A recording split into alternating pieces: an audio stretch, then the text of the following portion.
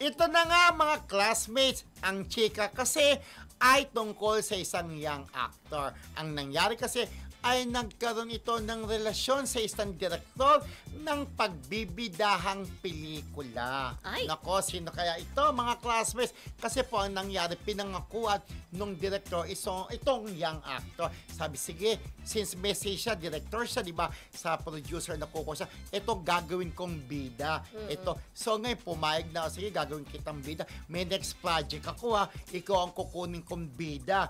So itong young actor, pumayag na makipagrelasyon dito sa direktor. So, di ba gano'n naman sa showbiz, Oo, di ba? parang Nasa sa'yo ano, naman kung gusto mong pumatol. Sabi nila, 'di ba, parang open secret na yung gano'n na parang nagkakaroon ng nalilink sa director, kung hindi man sa director, sa producer. Oo. May kilala tayong ganyan, 'di ba? Karamihan actually Karamihan, sa mga oo. producer, dahil ang producer mismo magbibigay sa'yo ng project. Break, oo. Diyos ko, eto na, di ba? Yung isang actor din, nasunod-sunod ng project, di ba? May alam din tayo, dahil nga, naging ng Malakas ang system talaga hanggang dyan. Jowa di syempre, umano, di ba? Oo.